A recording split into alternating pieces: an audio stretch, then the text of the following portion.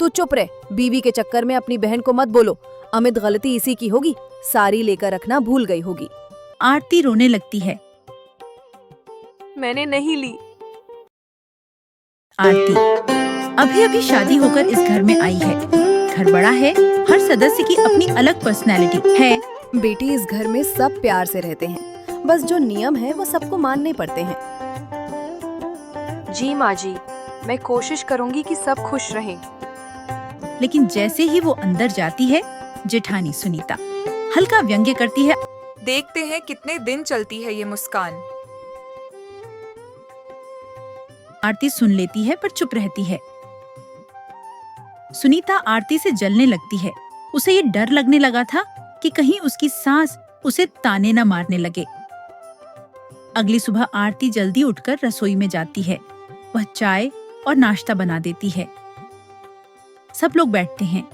अचानक राकेश देवर बोल देता है, भाभी, आज की चाय तो बहुत कड़क है। नई आई है, टाइम लगेगा अंडरस्टैंडिंग में। अरे चाय तो अच्छी है, तुम लोग तो बस खामोखा टांग अड़ाने का बहाना ढूंढते हो। आरती को थोड़ा सहारा मिलता है पर माहौल खराब हो जाता है। एक दिन सुनीता जेठानी अपनी साड़ी अलमारी में नहीं पाती। मम्मी जी, मेरी महंगी साड़ी कौन ले गया? आरती, कहीं तुमने गलत जगह तो नहीं रख दी? नहीं मम्मी जी, मैंने तो छुआ भी नहीं। नई बहू को हर चीज फैंसी लगती है। हो सकता है उसने कोशिश की हो पहनने की। यह बात तुरंत पूरे घर में फैल जाती है। सास बहू में ठंडापन आने लगता है। लेकिन असली ट्विस्ट अब भी आना बाकी है। एक दिन राकेश चोरी छुपे एक बैग छुपाते हुए दिखता है। पड़ोस का बच्चा गुड्डू यह देख लेता है। राकेश भैया, ये क्या छुपा रहे हो? हाँ? राकेश घबरा जाता है। अरे कुछ नहीं, किसी को मत बताना। गुड्डू सिर हिलाता है, पर उसके दिमाग में बात बैठ जाती है। दूसरी तरफ घर में आरती का सम्मान गिरता जा रहा था। सरला देवी उसके कामों में कमियां निकालने लगी थीं। एक दिन पूजा जोर जोर से बोलती है, क्या बात है पूजा, तुम इतने गुस्से में क्यों चिल्ला रही हो? पूरे घर को सर पे उठा रखा है। भाभी, आप तो बहुत संस्कारी होने का ड्रामा करती हैं। अगर इतना ही अच्छा बनना था तो साड़ी वापस रख देती जो आपने ली। आरती रोने लगती है। मैंने नहीं ली।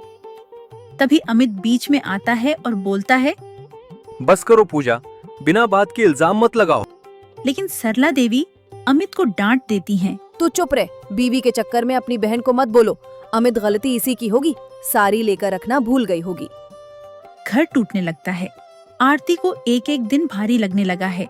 लेकिन उस रात कुछ हुआ जिसने सारी कहानी उलट दी। रात में बिजली जाती है। आरती बालकनी में खड़ी थी। तभी पड़ोसन की आवाज आती है, बहू जी, आपकी बात सुनकर लगा पूछ लूं, आपका देवर आज मेरे घर आया था, कुछ बेचने? आरती चौंकती है। बेचने? लेकिन क्या?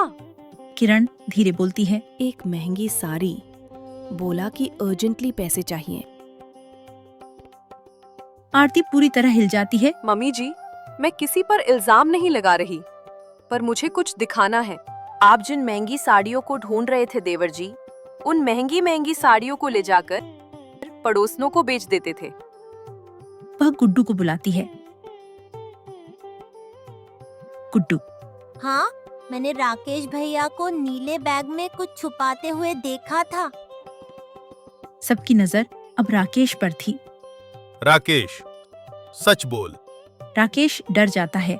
मम्मी, मुझे बाइक खरीदनी थी, पैसे नहीं थे, इसलिए मैंने भाभी पर इल्जाम लगने दिया। राकेश रोने लगता है।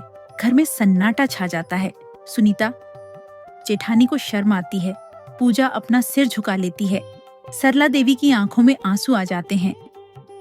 सरला देवी आरती के हाथ पकड़ती है और कहती है, बेटी, हमने तुम्हें गलत समझा, गलती हमारी थी। तुम तो इस घर की इज्जत बढ़ाने आई हो, हमें माफ कर दो। हमने तुम्हें बहुत बुरा भला कहा। माफ कर दो आरती, मैं ही तुम्हें हमेशा ताने देती थी। मैं भी सॉरी, गलतफहमी हो गई थी। आरती रोते हुए सबको माफ कर देती है। गलतफहमियां हर घर में होती हैं, लेकिन जब हम बिना सोचे समझे इल्जाम लगाते हैं तब रिश्ते टूट जाते हैं। सच्चाई छुप नहीं सकती और प्यार हमेशा जीतता है। इस कहानी की सीख है, किसी पर बिना जाने इल्जाम मत लगाइए। विश्वास रिश्तों की नींव है।